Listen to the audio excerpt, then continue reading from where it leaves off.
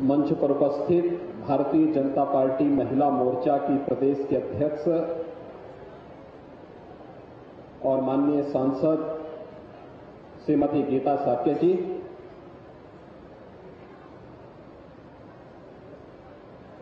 उत्तर प्रदेश सरकार में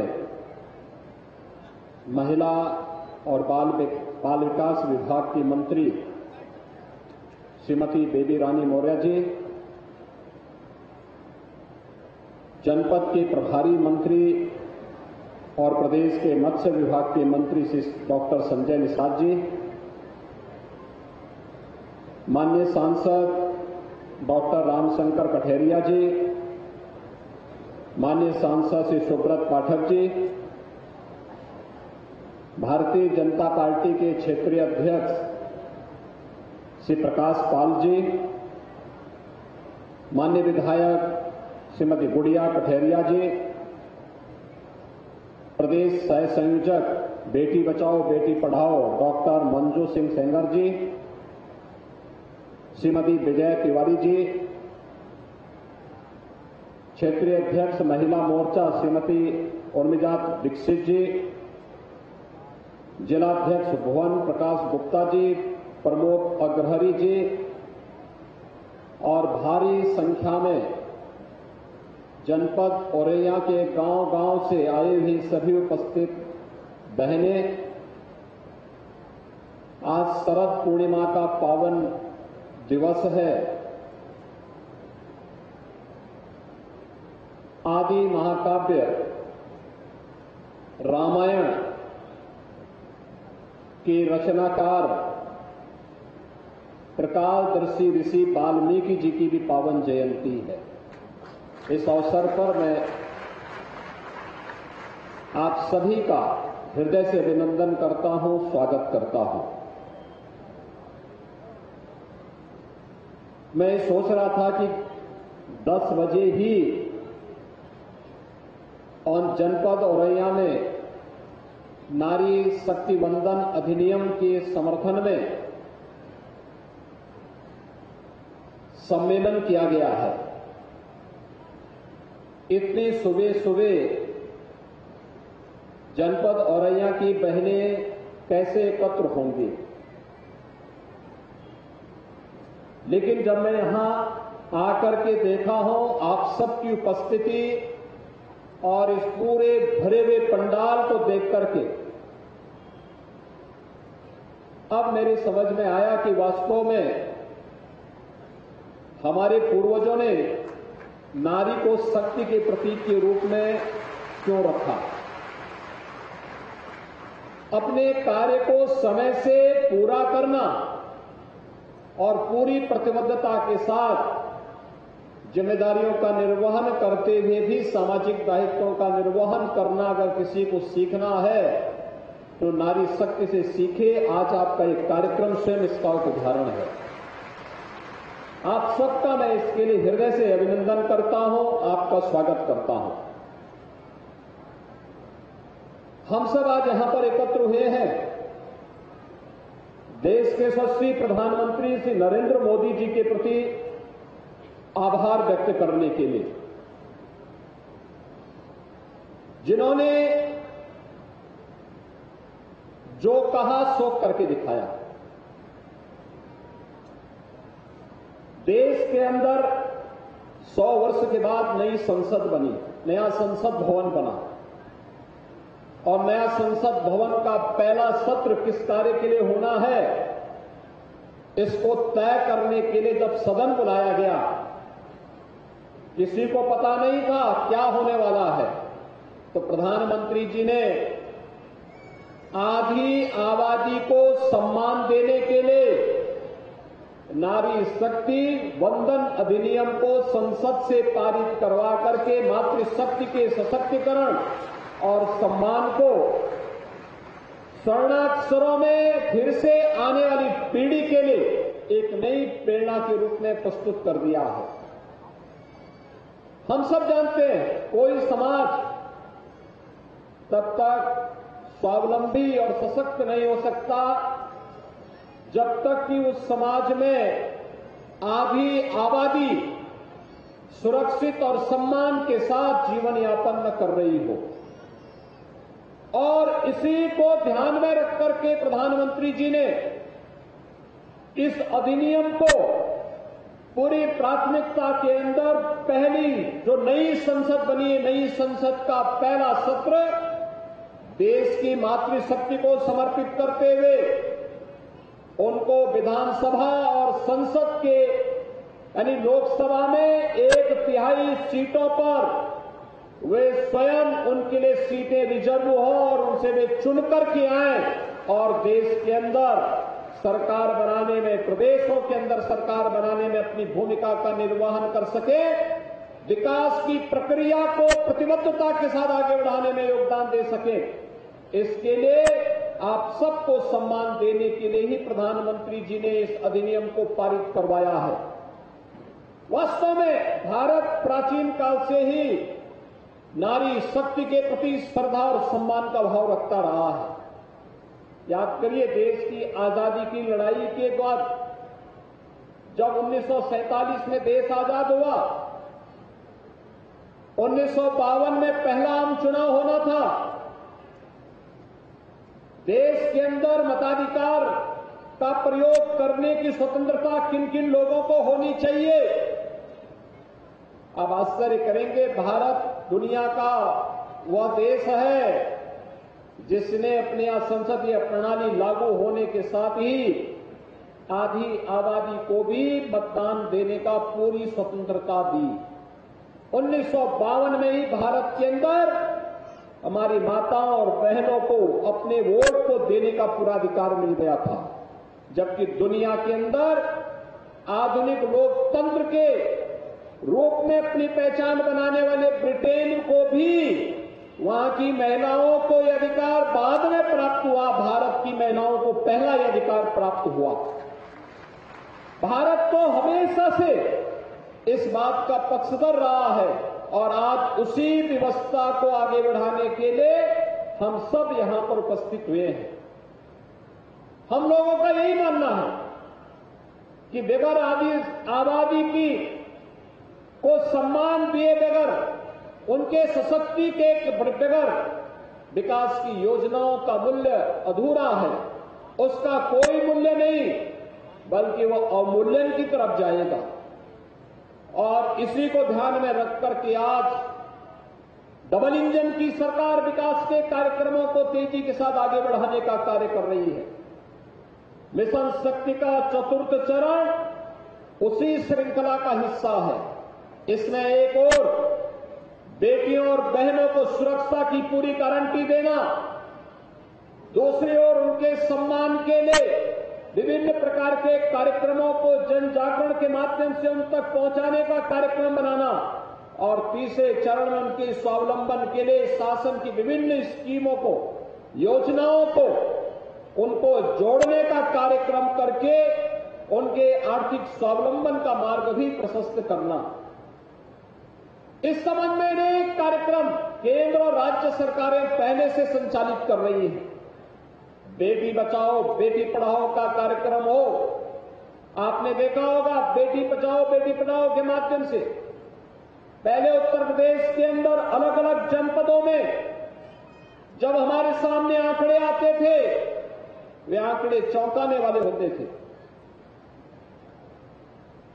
लिंग परीक्षण के नाम पर बेटियों को पेट में ही मार दिया जाता था, भ्रूण हत्याएं होती थी। अनेक जगह इस प्रकार की तमाम कुरीतियां थी जिनके कारण असंतुलन, बेटे और बेटियों के बीच में असंतुलन की स्थिति पैदा होने लग गई थी।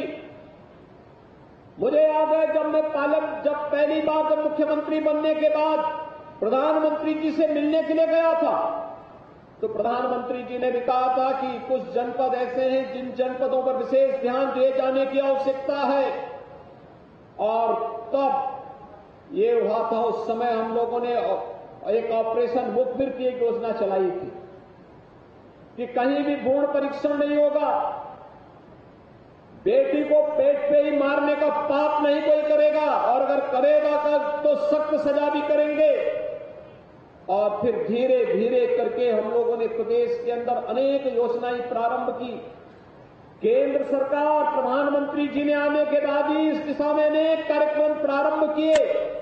मातृ वंदना का कार्यक्रम हो, मिशन इंद्रधनुष का कार्यक्रम हो, स्टैंड अप की योजना हो, या अनेक जो कार्यक्रम चले थे जो केवल महिलाओं को ध्यान में रख करके बनाई गई थी, वह योजनाएं तो चली रही थी, लेकिन साथ साथ जब राज्य की योजनाएं भी अलग से प्रारंभ होकर के इस दिशा में आगे बढ़ी, आज उसके अच्छे परिणाम हम सबके सामने आते हुए दिखाई दे रहे हैं।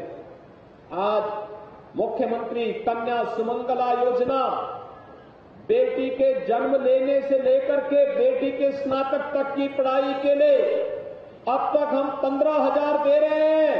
नए सत्र में इस राशि को 25,000 रुपए करने का निर्णय लिया जा चुका है और इसके लिए बजट का प्रावधान किया जा रहा है।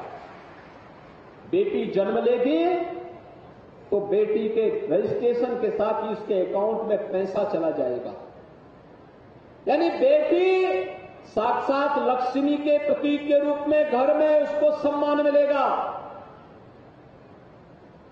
बेटी 1 वर्ष की होगी, सभी प्रकार के टीकों से आच्छादित करने का सर्टिफिकेट जैसे ही प्राप्त होगा, ऐसे ही बेटी के अकाउंट में फिर से पैसा आएगा। पहली क्लास में जाएगी, अकाउंट में पैसा फिर आ जाएगा। छठी क्लास में जाएगी तो पैसा आएगा। 9वीं क्लास में जाएगी, रजिस्ट्रेशन होते ही पैसा आ जाएगा। 9वीं क्लास के बाद कोई सर्टिफिकेट कोर्स या आगे की पढ़ाई रखना चाहती है तो पैसा आएगा। और बेटी जब शादी ब्याह के योग्य होगी तो मुख्यमंत्री सामूहिक विवाह योजना में शासन की ओर से 51,000 रुपए की राशि इस बेटी की शादी के लिए शासन के द्वारा उपलब्ध करवाया जाएगा। ये व्यवस्था भी से दी गई है जिससे बेटे और बेटी के बीच में कोई भेदभाव प्रदेश के अंदर न होने पाए। हम सब जानते हैं बहुत सारी जगह रूढ़िगत भावनाएं थी। 2017 में जब मुख्यमंत्री बना था वो तब इस बात को देखता था, बेटा और बेटी स्कूल जा रही है, बेटा अच्छे स्कूल में पढ़ रहा है, बेटी नंगे पैर स्कूल जाती थी, उसके पास कपड़े भी ठीक ढंग से पहनने के नहीं होते थे। हमारी सरकार ने तय किया, ये डबल इंजन की सरकार ने तय किया कि अगर परिवार की आर्थिक स्थिति ऐसी नहीं है तो बेटी की जिम्मेदारी सरकार लेगी। हर बच्चे को बेसिक शिक्षा परिषद के स्कूलों में अध्ययन करने वाले हर बच्चे को 2 यूनिफॉर्म, बैग, बुक्स, जूता, मोजा, स्वेटर ये सब देने की व्यवस्था सरकार से तय कर दी गई है। जैसे ही बच्चे का एडमिशन होता है हर वर्ष रजिस्ट्रेशन के साथ ही 1,200 रुपए उस परिवार के अकाउंट में आ जाते हैं। 1,200 रुपए से वो यूनिफॉर्म बनाए, बच्चों के लिए जूते मोजे खरीदे, बच्चे को स्कूल भेजे, अनेक प्रकार की सुविधाएं इस दिशा में आगे देने के लिए भी सरकार ने तय किया।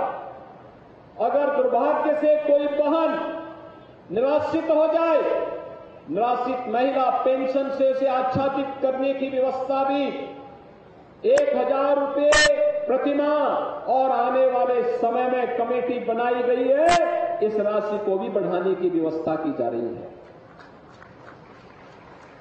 भाइयों बहनों, आपने देखा होगा जो ये लोग जातिवाद के नाम पर परिवारवाद को बढ़ावा देते थे, जिन लोगों ने विकास के कार्यों में बैरियर बन करके आम जनमानस को विकास के कार्यों से वंचित रखा, उन सभी को दरकिनार करते हुए आज बिना भेदभाव के विकास की योजनाओं का लाभ जहां प्रत्येक जनपद को प्राप्त हो रहा है।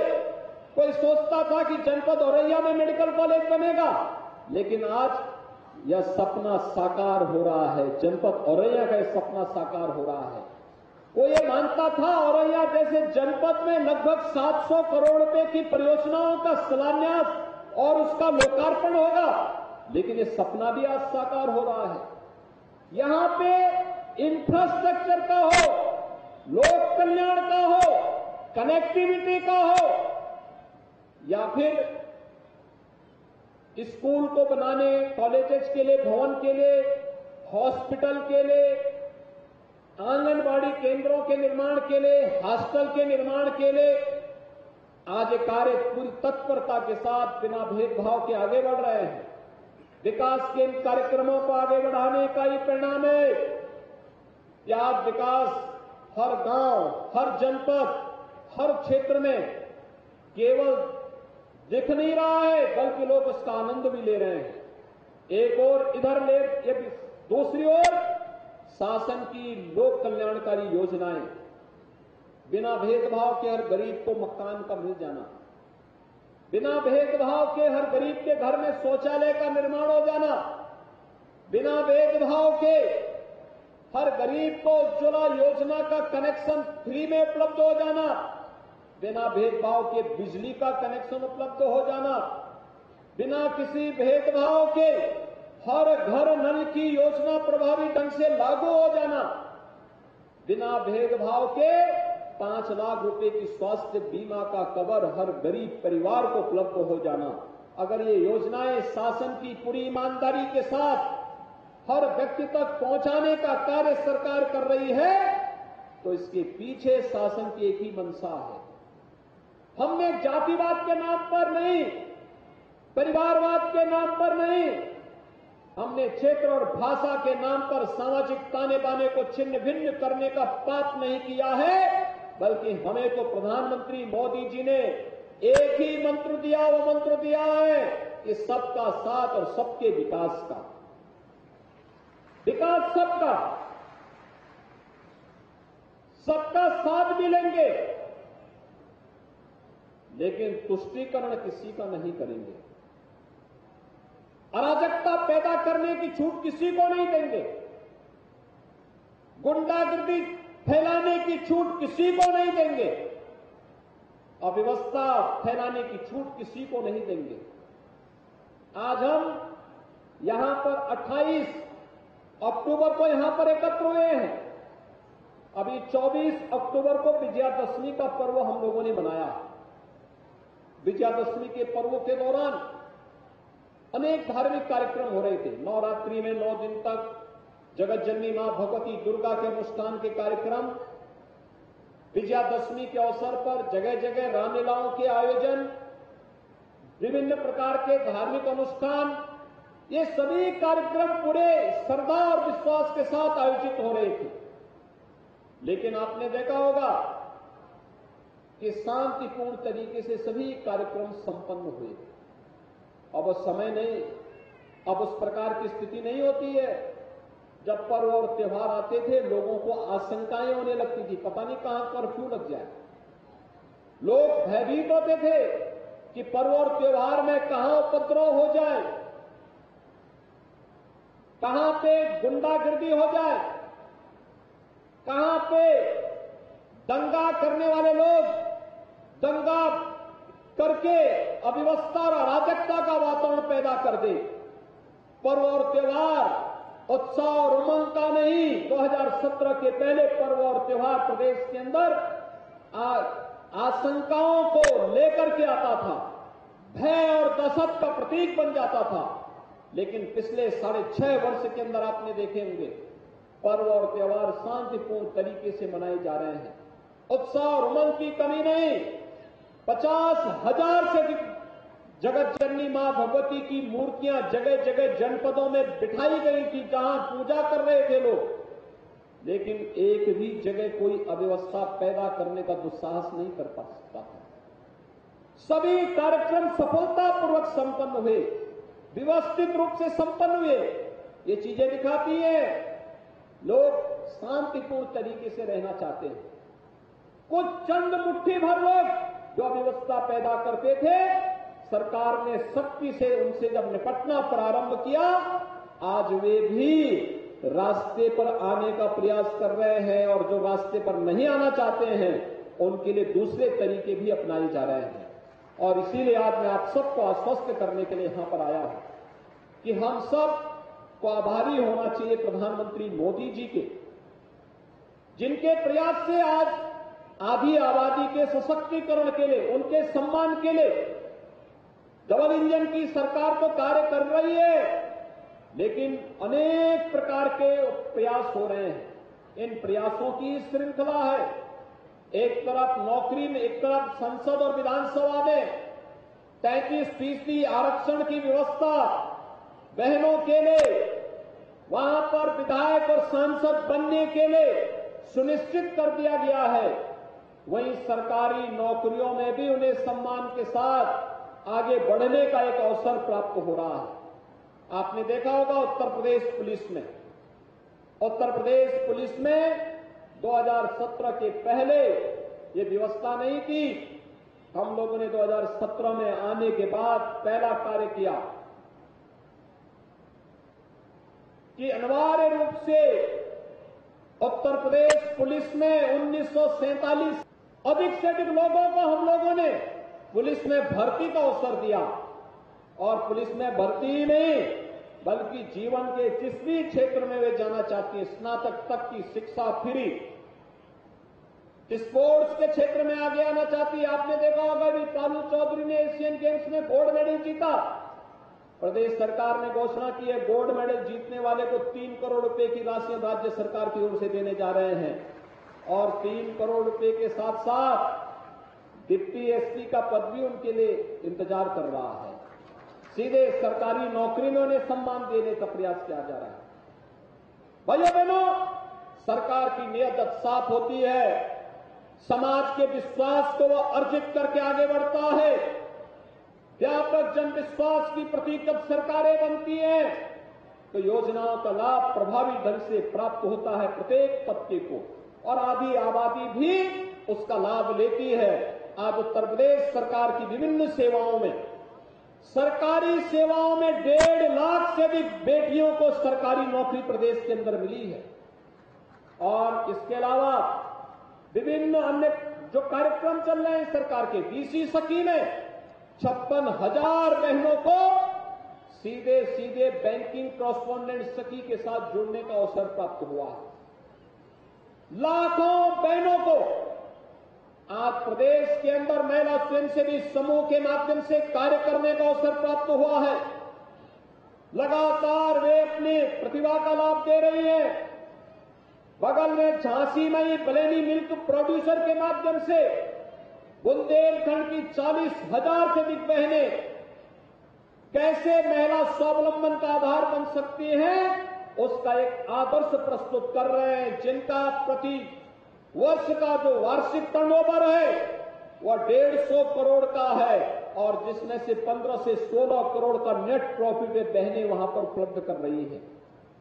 यानी आज हर एक क्षेत्र में उनके लिए स्थान है, आगे बढ़ने के अवसर हैं।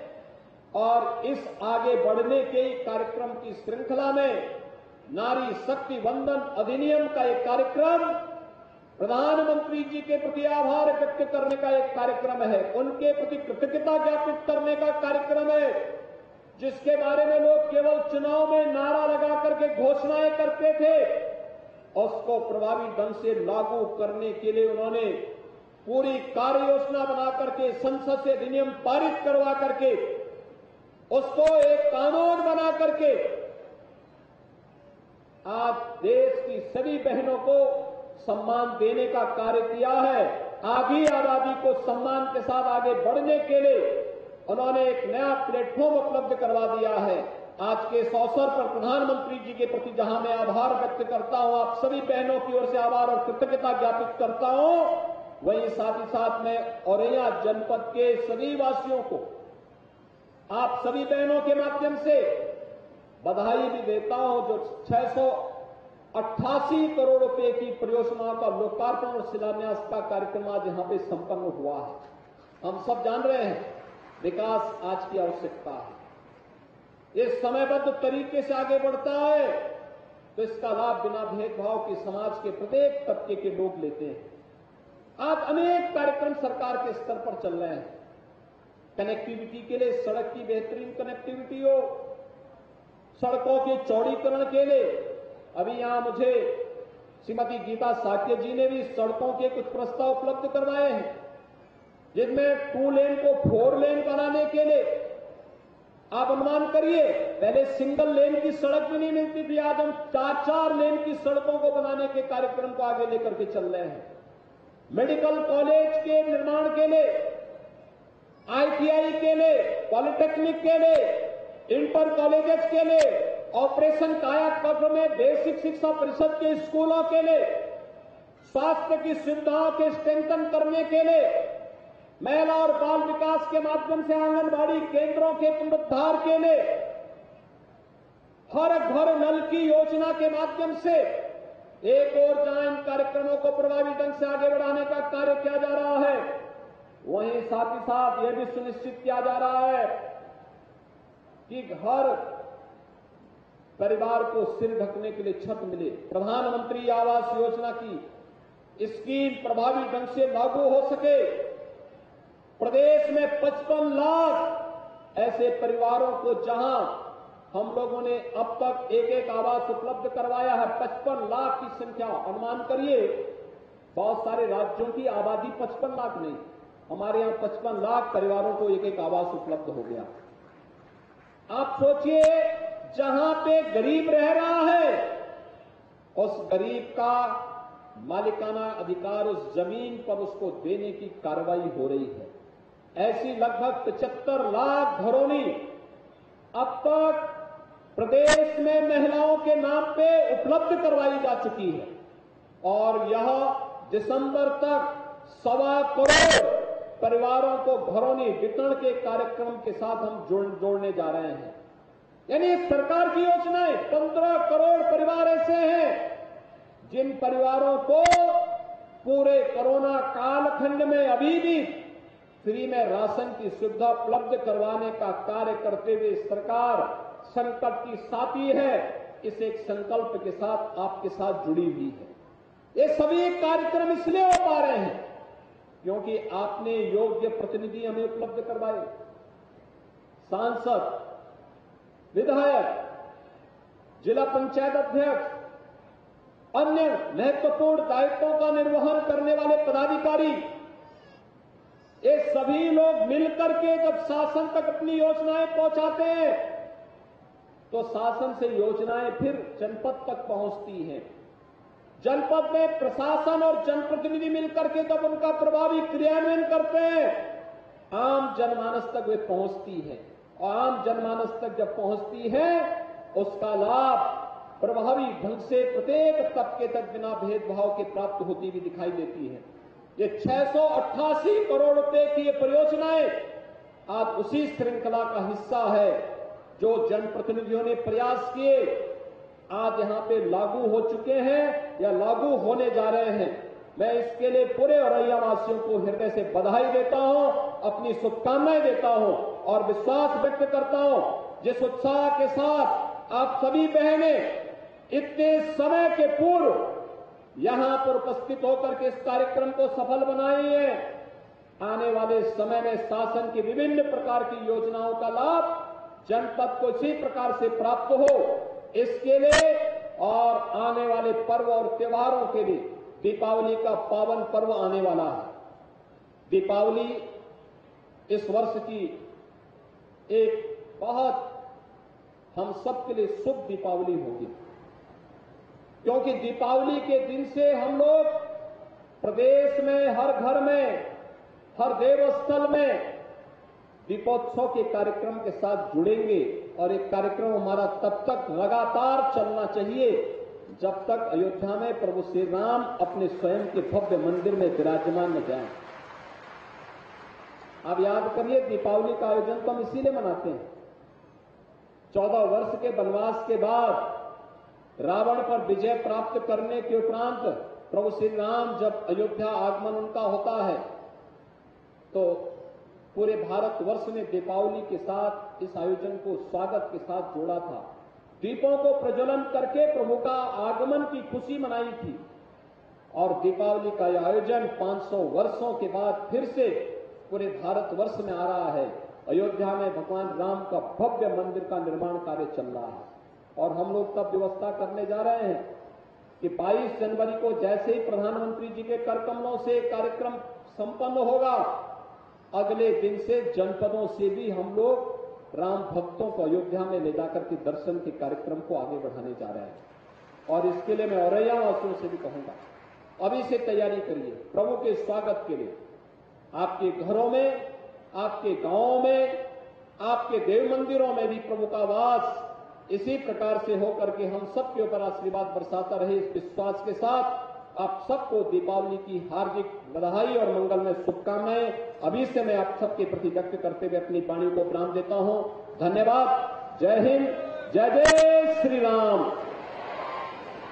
बहुत बहुत धन्यवाद। और आइए बता दें कि मुख्यमंत्री योगी आदित्यनाथ जनसभा को संबोधित कर रहे थे। औरैया दौरे पर है मुख्यमंत्री योगी आदित्यनाथ। जनसभा को संबोधित करते हुए उन्होंने कई बातें भी कही हैं और साथ ही नारी वंदन महिला सम्मेलन में भी शामिल हुए हैं मुख्यमंत्री योगी और पुरस्कृत भी किया गया, सम्मानित भी किया गया लोगों को।